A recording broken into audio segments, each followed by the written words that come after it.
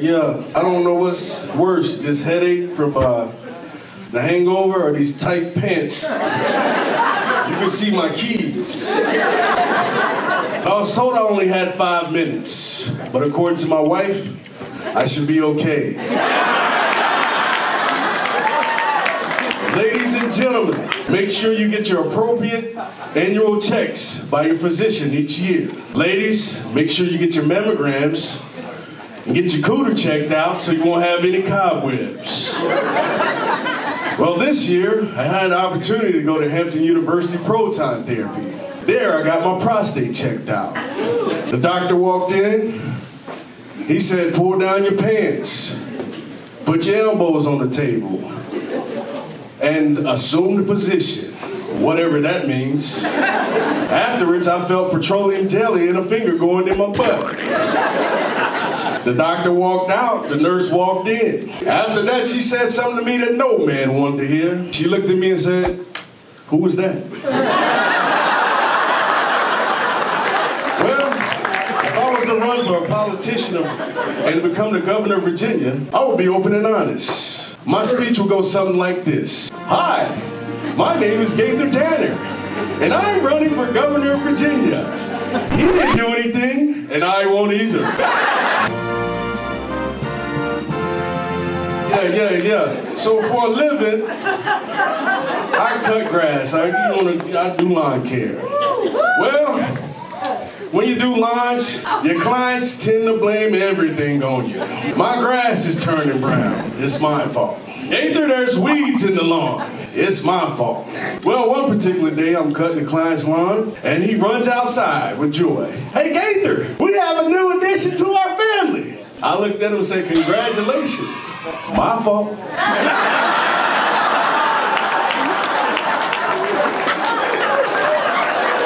Well, my daughter, she watches a lot of television.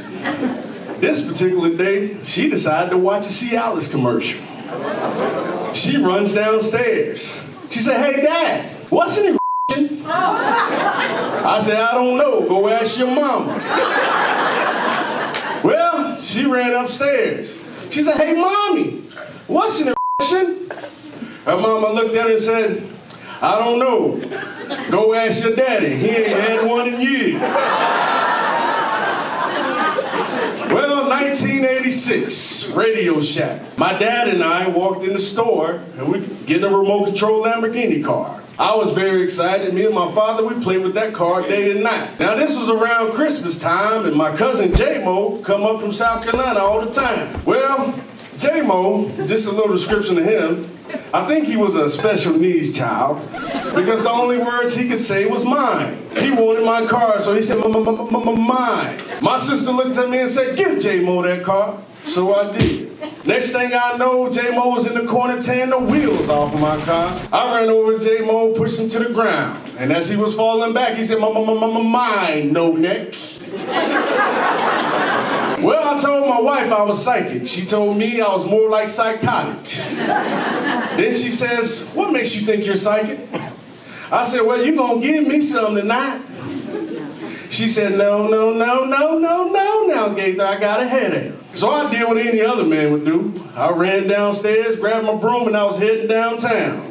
Well, when I got downtown, would you know it, I bumped into my cousin J-Mo.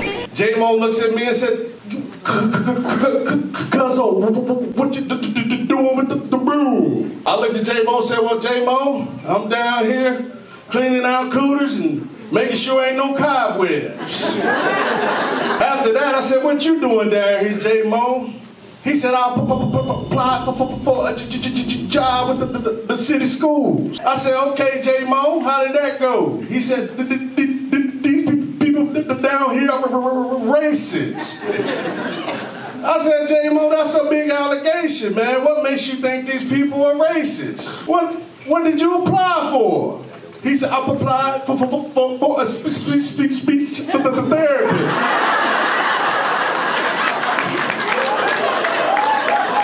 Well, I decided to try again. Well, I said, you know what? I'm going to put my foot down this time.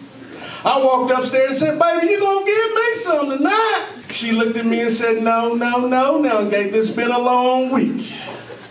So I did what any other man would do. I walked downstairs, opened the door to that spare bedroom, put my elbow on the bed, grabbed the petroleum jelly, and I beat my meat.